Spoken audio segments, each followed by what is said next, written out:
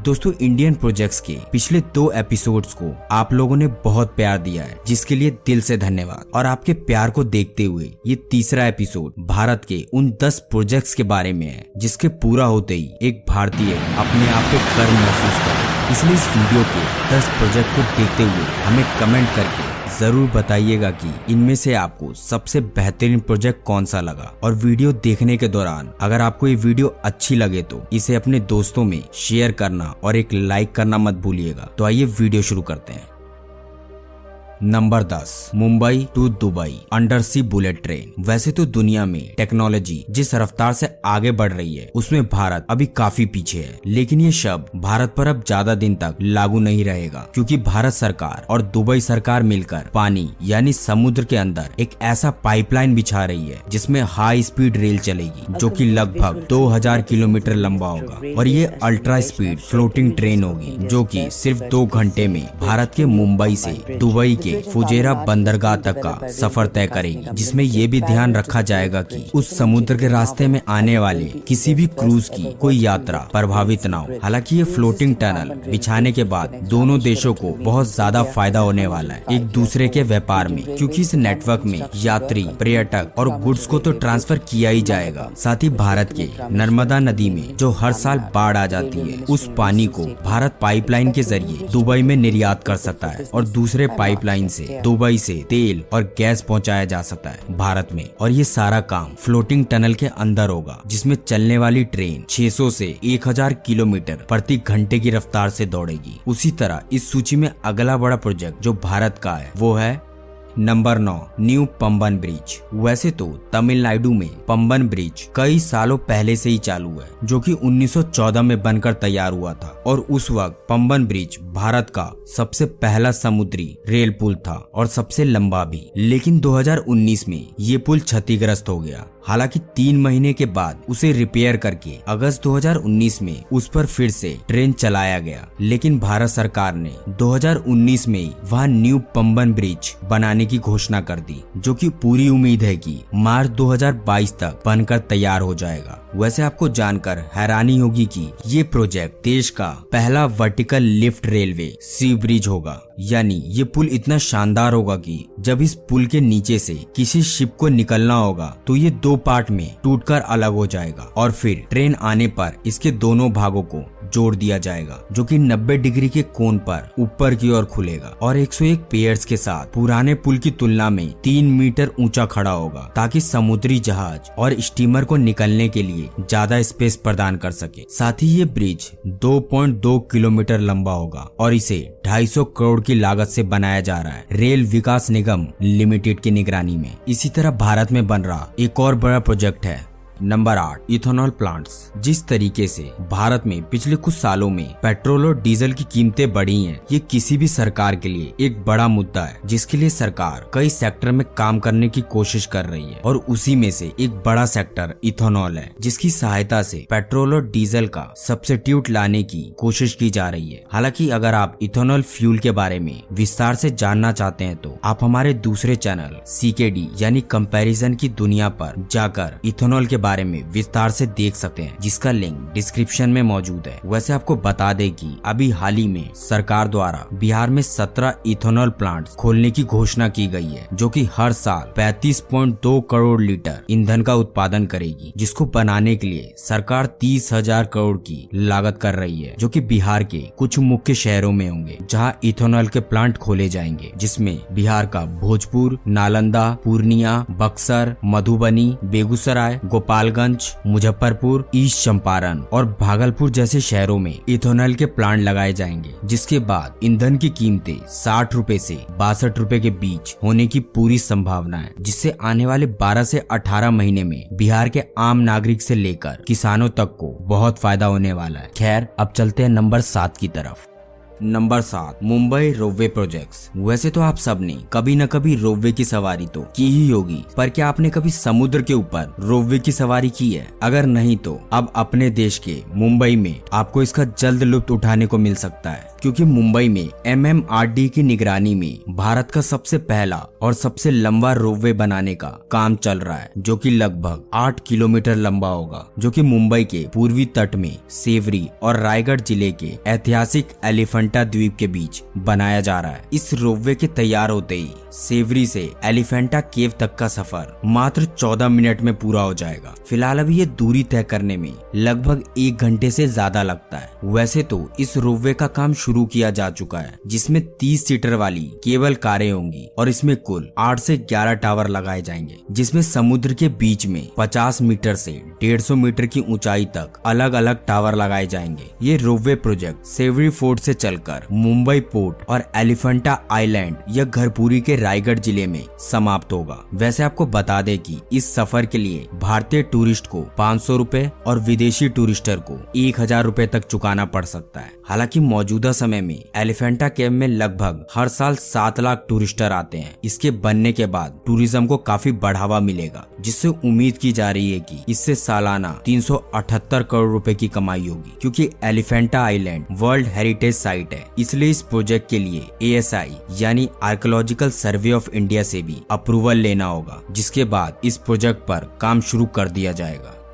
Number 6, Manipur railway station. किसी भी राज्य के बेसिक जरूरतों को पूरा करने के लिए उस राज्य में रेल और रोड मार्ग का होना बहुत जरूरी होता है। पर जब से मणिपुर जैसा खूबसूरत राज्य भारत का हिस्सा हुआ है, तब से लेकर कई दशकों तक वहाँ बेसिक जरूरत तक की सुविधा नहीं पहुँच पाती थी, जिसके कारण मणिपुर का विकास उस तेजी से नहीं हो पा रहा था जिस तेजी से बाकी राज्यों के विकास हो रहे थे। लेकिन जनवरी को असम के सिलचर से एक पैसेंजर ट्रेन मणिपुर के वंगचंगपाऊ रेलवे स्टेशन पर आई, जो कि जिरीबाम रेलवे स्टेशन से 19 किलोमीटर पीछे है। और अब इसका विकास तेजी से हो रहा है, क्योंकि हाल ही में सरकार ने जिरीबाम से इम्फाल रेलवे लाइन के लिए 13,809 करोड़ के लागत वाली 111 किलोमीटर लंबी रेल लाइन बनाने की घोषणा की है, जिसमें 8 नए रेलवे स्टेशन होंगे मणिपुर में। और उसको बनाने के लिए 62 किलोमीटर तक सुरंग बनाया जाएगा, 4 सड़क ओवरब्रिज और लगभग 12 सड़क अंडरब्रिज के साथ साथ 134 छोटे पुल इस प्रोजेक्ट के अंदर बनाए जाएंगे, जिसको बन जाने के बाद मणिपुर का विकास तो तेजी से होगा ही,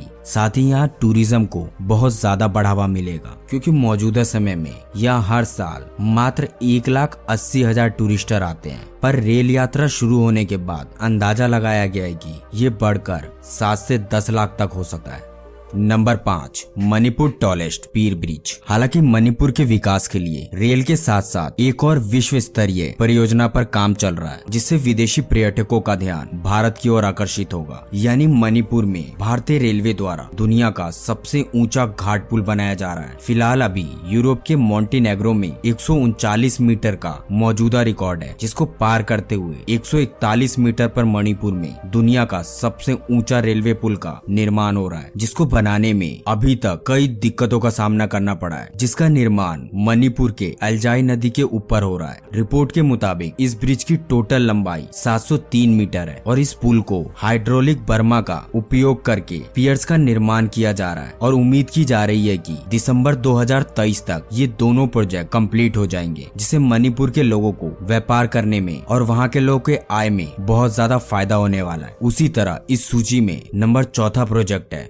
number 4, diamond research and mercantile city. Hero के घरेलू कारोबार के साथ निर्यात में बढ़ोतरी के लिए गुजरात के सूरत में एक अंतर्राष्ट्रीय ट्रेडिंग हब बनाया जा रहा है। इस हब को diamond research and mercantile city यानी कि ड्रीम सिटी का नाम दिया गया है। हालांकि सूरत को पहले से ही दुनिया में डायमंड क्लस्टर के रूप से जाना जाता था, जहां पहले से ही 3,500 से ज्यादा डायमंड प्रोसेसिंग यूनिट मौजूद है। और रिपोर्ट के मुताबिक इसे 2000 एकड़ यानी 810 हेक्टेयर में बनाया जा रहा है, जहां अंतर्राष्ट्रीय स्तर पर डायमंड का कारोबार होगा। इसे गुजरात का तीसरा स्मार्ट सिटी बताया जा रहा है, गिफ्ट और ढोलेरा के बाद। दरअसल ड्रीम सिटी की प्रमुख भूमिका बिना पॉलिश किए हीरो का व्यापार करना और पॉलिश किए हुए हीरो का निर्यात करना होगा। इस सिटी में बैंकिंग और बीमा सेवाओं की सुविधा भी होगी। फिलहाल अभी भारत में एकमात्र diamond exchange Bharat diamond Bosch Mumbai में मौजूद है, लेकिन सूरत में भारत का दूसरा सबसे बड़ा डायमंड हब बनाया जा रहा है, जहां राष्ट्रीय और अंतर्राष्ट्रीय स्तर पर हीरा कारोबारियों के लिए 10,000 कार्यालय होंगे, जिस पर 1,25,000 करोड़ की लागत लगने की संभावना है, जिसको बनाने के बाद 1 लाख से ज्यादा रोजगार पैदा होंगे, वो भी ड्रीम सिटी के अंदर। हालांकि अगर आप चाहते हैं हम इनमें से किसी प्रोजेक्ट के बारे में विस्तार से बताएं, तो आप हमें कमेंट बॉक्स में कमेंट कर सकते हैं। फिलहाल अभी जानते हैं तीसरे बड़े प्रोजेक्ट के बारे में।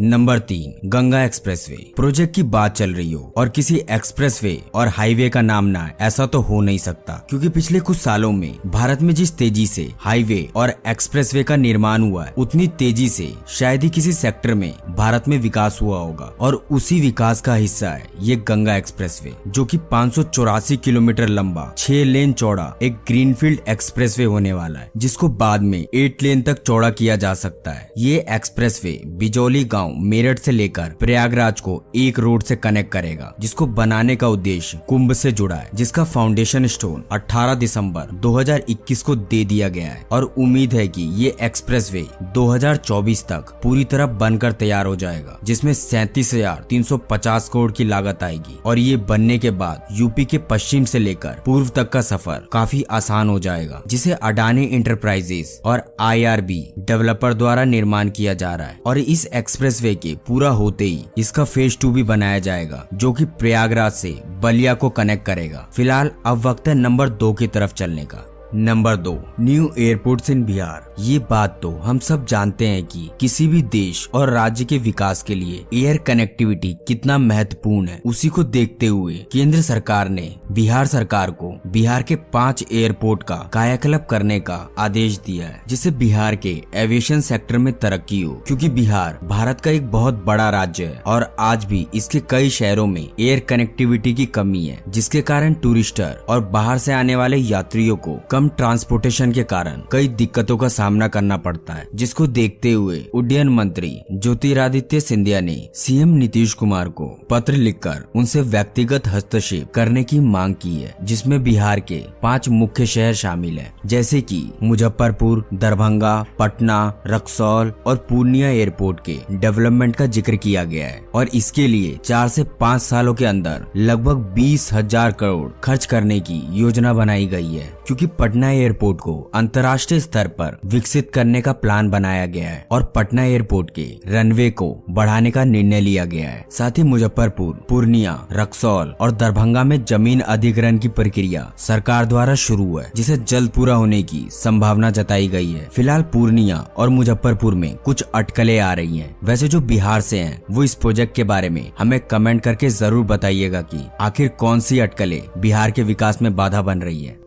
नंबर 1, सरदार वल्लभ भाई पटेल स्पोर्ट्स इनक्लेव। ये प्रोजेक्ट भारत में बन रहे अभी तक के सबसे बड़े प्रोजेक्ट्स में से एक है, क्योंकि इस प्रोजेक्ट के पूरा होते ही 1 लाख लोगों को तो नौकरी मिलेगी। साथ ही अंतर्राष्ट्रीय खेल और हर तरह के ओलंपिक गेम्स के लिए भारत पूरी तरह तैयार हो जाएगा, जिसका फाउंडेशन स्टोन 24 फरवरी 2021 को दे दिया गया है और इस पर तेजी से काम चल रहा है। अभी इसका एक हिस्सा नरेंद्र मोदी क्रिकेट स्टेडियम बनकर तैयार हुआ है, जो कि 63 एकड़ में फैला है। और आपको बता दें कि ये पूरा इनक्लेव 236 एकड़ में बनकर तैयार हो रहा है, जिसमें 20 ओलंपिक वेन्यूज बनाए जा रहे हैं, जिसके अंदर badminton, volleyball, table tennis, indoor sports, wrestling, tennis, kabaddi, squash, boxing ground समेत कई तरह के ग्राउंड बनाए जा रहे हैं। इतना ही नहीं, फीफा गाइडलाइंस को पूरा करने के लिए 50,000 सीटों वाला फुटबॉल ग्राउंड भी तैयार किया जा रहा है। इतना ही नहीं, इस इनक्लेव में 3,000 अपार्टमेंट्स, मीडिया के लिए ऑफिस, होटल्स और फूड कोर्ट समेत 15,000 बाइक पार्किंग और 7,500 कार पार्किंग को भी शामिल किया गया है, जिसके बनने की कुल लागत 4600 करोड़ रुपए बताई जा रही है, जिसमें सरकार 3200 करोड़ रुपए निवेश कर रही है और प्राइवेट प्लेयर इसमें 1400 करोड़ रुपए तक का निवेश कर रहे हैं, जो कि गुजरात के मोटेरा में बनकर तैयार होगा पूरी तरह से।